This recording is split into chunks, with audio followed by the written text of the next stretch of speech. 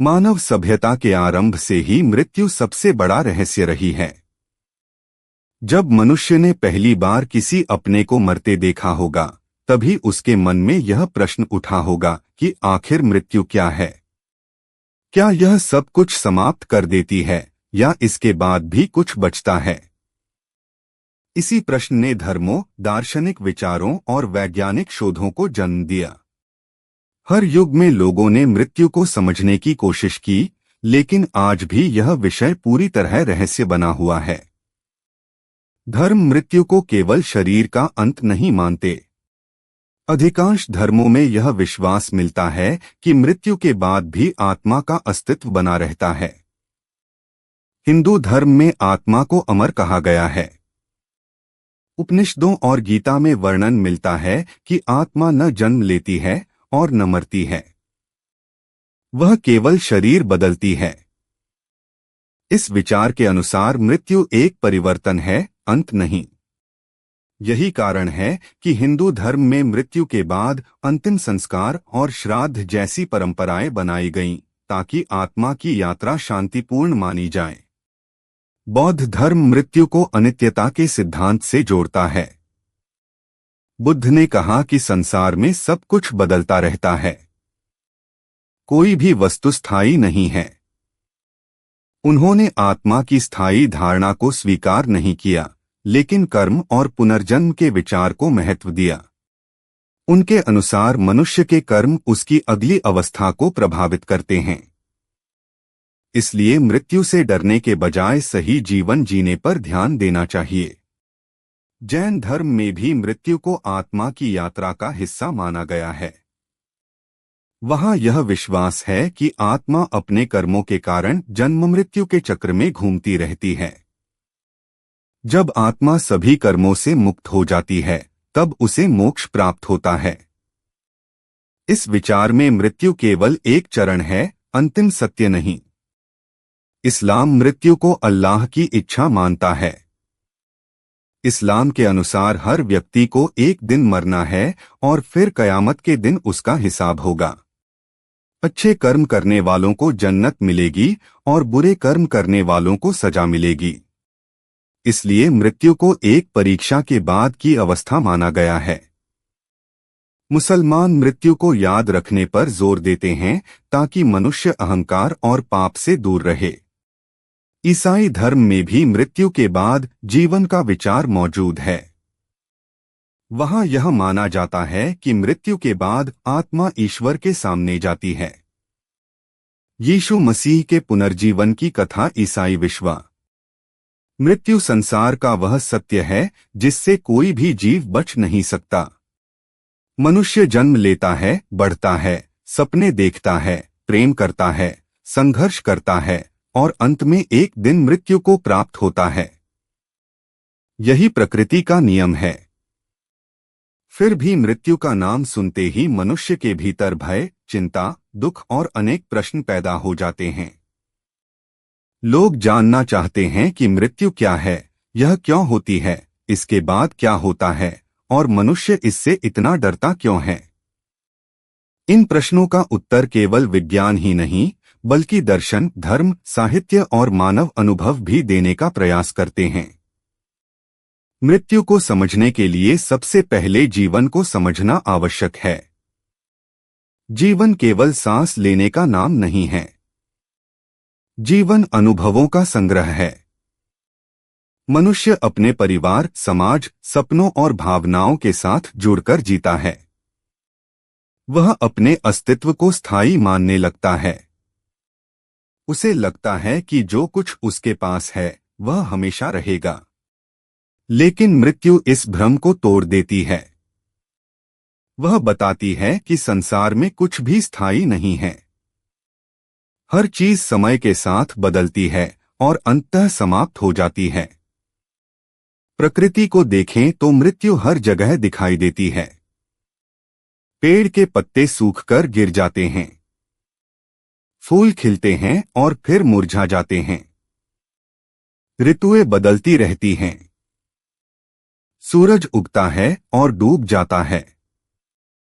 इसी प्रकार मनुष्य का शरीर भी समय के साथ बूढ़ा होता है और अंततः काम करना बंद कर देता है।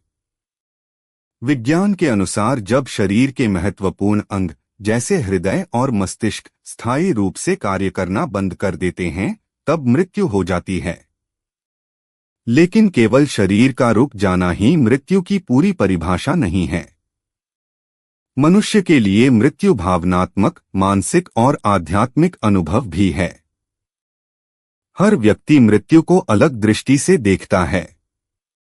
कुछ लोग इसे अंत मानते हैं, जबकि कुछ इसे नई यात्रा की शुरुआत समझते हैं। भारतीय दर्शन में मृत्यु को आत्मा का शरीर बदलना कहा गया है। भगवद गीता में श्री कृष्ण कहते हैं कि जैसे मनुष्य पुराने वस्त्र त्याग कर नए वस्त्र धारण करता है, वैसे ही आत्मा पुराने शरीर को छोड़कर नया शरीर ग्रहण करती है। इस विचार से लोगों को सांत्वना मिलती है कि मृत्यु केवल शरीर का अंत है, आत्मा का नहीं। दूसरी ओर कुछ लोग मानते हैं कि मृत्यु के बाद कुछ नहीं बचता। उनके अनुसार चेतना मृत्यु केवल एक जैविक घटना नहीं है, बल्कि यह मनुष्य के मन, भावनाओं और व्यवहार को गहराई से प्रभावित करती है। हर व्यक्ति जानता है कि एक दिन उसे मरना है, फिर भी वह सामान्य जीवन जीता रहता है। यह बात अपने आप में अद्भुत है। यदि मनुष्य हर समय केवल मृत्यु के बारे में सोचता रहे, तो शायद वह सामान्य जीवन नहीं जी पाए। इसलिए मनुष्य का मन मृत्यु के भय और जीवन की इच्छाओं के बीच संतुलन बनाने की कोशिश करता है। मनोविज्ञान में मृत्यु के भय को बहुत महत्वपूर्ण माना गया है। इसे डेथ एंजाइटी यानी मृत्यु चिंता कहा जाता है। यह चिंता कभी कभी इतनी गहरी होती है कि व्यक्ति के विचार, निर्णय और व्यवहार को प्रभावित करने लगती है।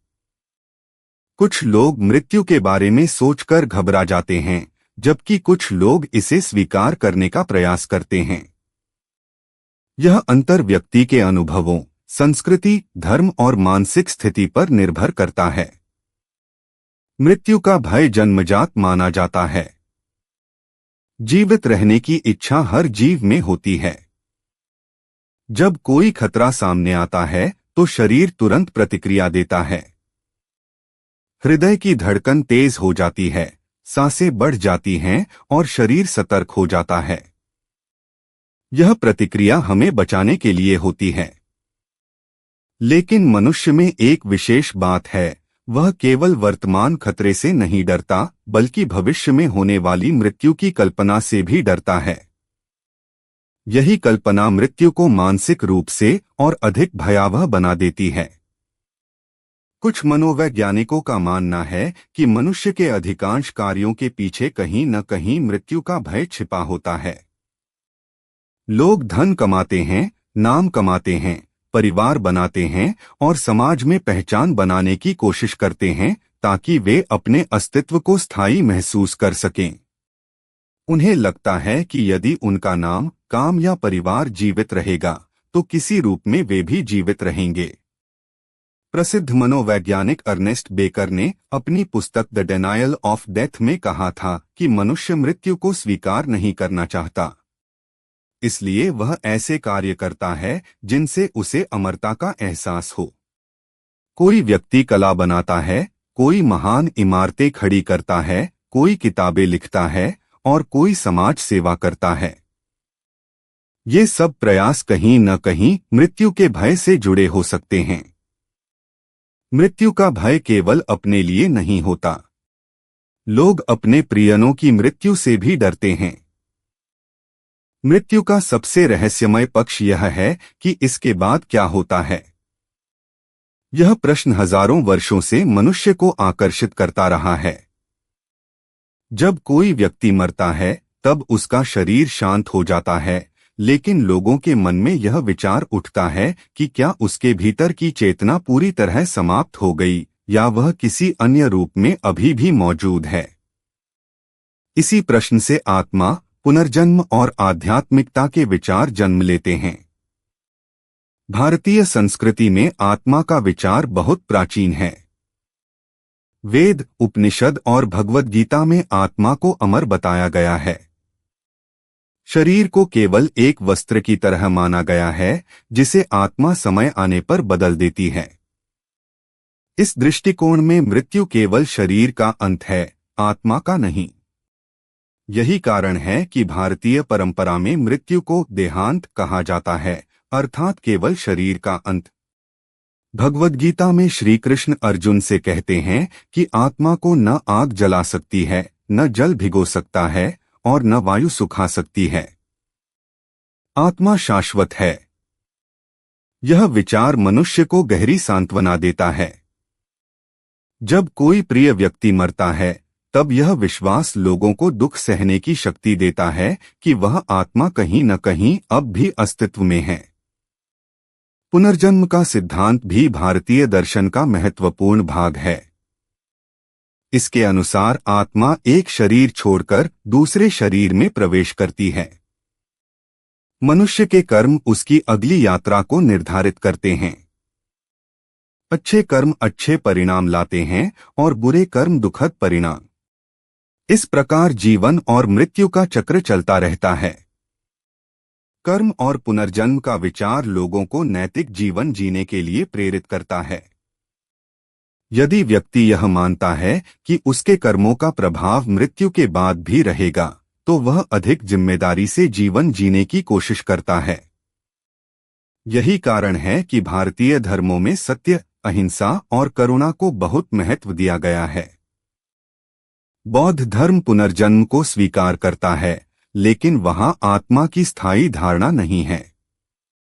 बुद्ध ने कहा कि मनुष्य निरंतर बदलते हुए तत्वों का समूह है।